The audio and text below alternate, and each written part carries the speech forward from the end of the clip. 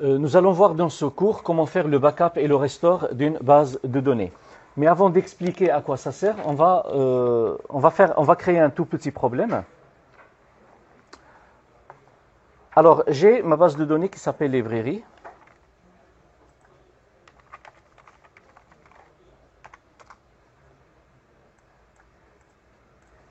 À l'intérieur de laquelle j'ai une table. Donc, la librairie, elle est là. Et il contient un certain nombre de tables. Parmi ces tables, on a une table qui s'appelle utilisateur. Supposons que par erreur, j'ai fait drop table utilisateur. Par erreur. Moi, je voulais supprimer temp, mais par erreur, je n'étais pas concentré et j'ai supprimé la table utilisateur. Maintenant, ma base de données, elle est comme ça. Quand je constate que j'ai fait une grosse bêtise, je veux récupérer les utilisateurs, mais impossible. Maintenant, je suis foutu. Soit je dois chercher une ancienne copie de la base de données, et en général, toutes les modifications qui ont été effectuées entre l'enregistrement de la dernière version et aujourd'hui seront perdues. Donc, il faut penser à faire des sauvegardes d'une façon régulière. Comment faire la sauvegarde? Je vais vous montrer la façon la plus simple à le faire. Donc, vous l'exécutez comme requête et ça fonctionne directement. Donc, vous faites backup, database, librairie, to disque égale librairie,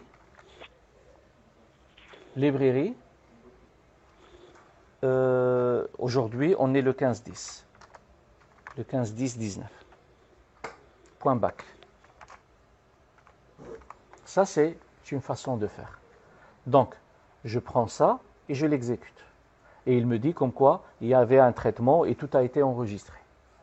Maintenant, où est-ce que ce fichier a été stocké? Il a été stocké dans le dossier de backup de SQL Server qui se trouve à côté du dossier data. Et bien sûr, vous pouvez aller sur C, programme, SQL Server. Donc, vous prenez votre instance, là j'en ai beaucoup, et vous entrez sur SQL, et là vous avez data, et à côté il y a backup. Et sur backup, vous trouvez le backup que vous avez fait, la sauvegarde que vous avez faite. Et en général, il faut la sauvegarder aussi à l'extérieur. Il ne faut pas la garder tout simplement sur le disque dur où se trouve le serveur. On ne sait jamais, le disque dur peut crasher, on peut avoir des problèmes de sécurité et tout ça, de cryptage et tout ça. Il vaut mieux, à chaque fois que vous faites la sauvegarde, vous la faites sur un support externe. Soit un disque dur externe, soit un streamer, soit une cassette, un CD, un DVD, ou sur un stockage en cloud, sur Internet. Donc maintenant, supposons que, après cette sauvegarde, j'ai fait une autre bêtise. Maintenant, les utilisateurs, c'est déjà foutu, je ne peux pas les récupérer. Mais supposons que j'ai supprimé le contenu de la table stockage. Là, je voulais faire delete from stockage, normalement, where quelque chose. Where num ouvre égale à 1. C'est ce que je voulais faire. Mais j'ai oublié de faire where. Ou j'ai sélectionné que cette partie. Where, elle était écrit, mais j'ai fait que delete from stockage. Et j'ai exécuté. Stocké. Yak. Delete from stocké. Donc, 619 lignes supprimées, comment je vais faire pour les récupérer? Ce n'est pas possible. Donc là, je vais penser comme quoi j'avais fait une sauvegarde hier ou ce matin ou le week-end dernier. Et je vais faire la récupération. Alors, pour faire la récupération, je dois pas être sur la librairie, bien sûr.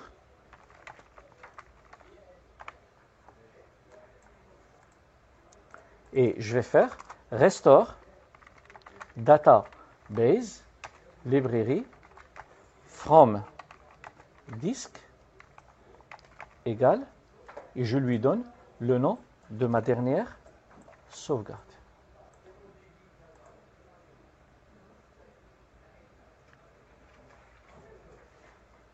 je reviens à la librairie, je fais select étoile from stockage, stocker, et je vais trouver comme quoi j'ai tous mes enregistrements. Les 619, ils ont été récupérés.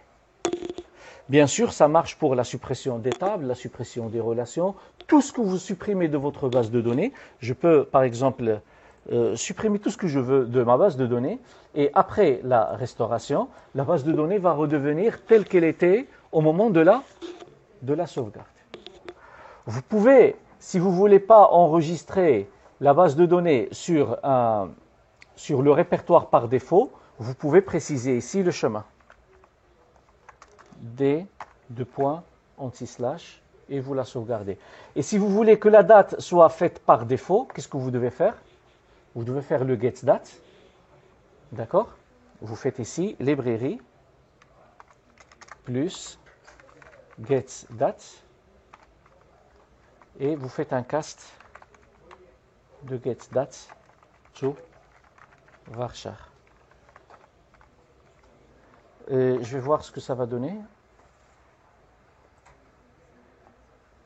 Plus.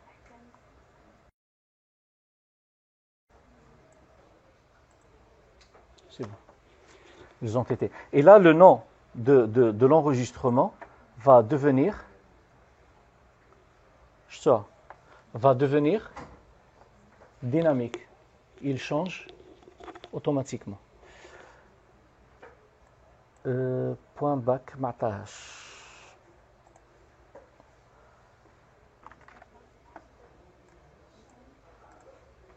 Voilà.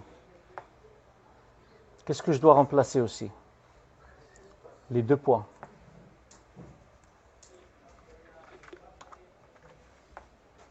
Donc là où il y a 2 points, doit être remplacé par le vide. C'est bon? Et comme ça, vous pouvez construire un nom, d'accord, que vous pouvez enregistrer.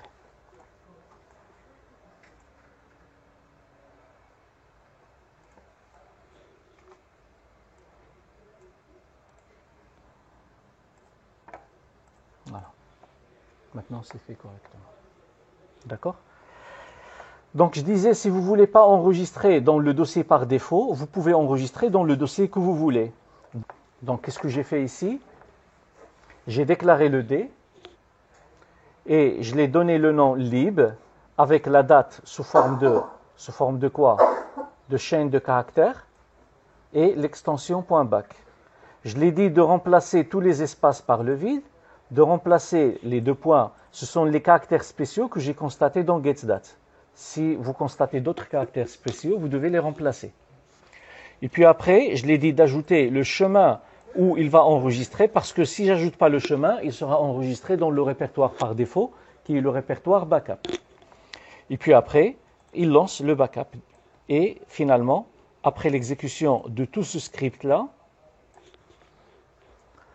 on se retrouve avec notre base de données enregistrée ici. Maintenant, si je le lance une deuxième fois, on va avoir un deuxième fichier ici qui s'ajoute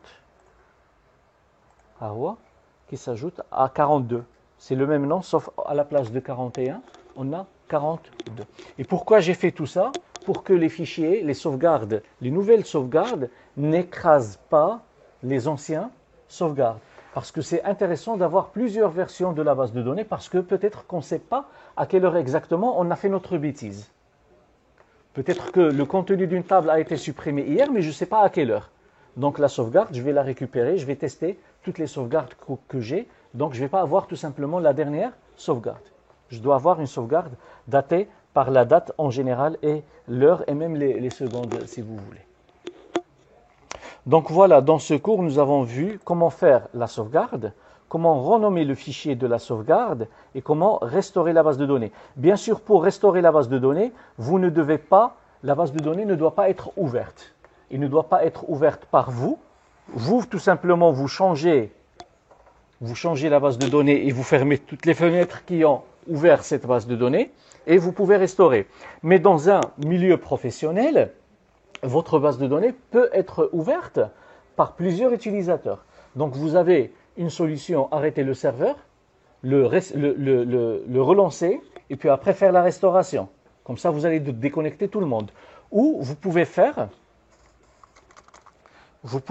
alter database library set single user roll back after, par exemple, 3600 secondes. Ça va faire quoi cette requête-là? Rollback after. Donc là, qu'est-ce qu'il a fait cette requête-là? Il a rendu la base de données utilisable par un seul utilisateur qui est moi. Les autres, il les a tous déconnectés. D'accord? Mais il va revenir multi-utilisateur après ce laps de temps. Et à ce moment-là, je peux passer à une autre base de données et faire ma restauration. Si je veux la remettre disponible pour tout le monde, je fais alter database library set multi user. Et là, j'annule single user que j'avais fait tout à l'heure. Là, tout le monde peut se connecter dessus, sans aucun problème. Donc, si je veux priver les utilisateurs de se connecter sur une base de données quelconque pour des raisons de maintenance, on exécute cette requête alter database library set single user with rollback after un certain moment. Donc, il va les déconnecter, il va les empêcher de se reconnecter. Et puis après, je fais la maintenance que je veux et je leur restitue le droit de se connecter sur la base de données. Voilà.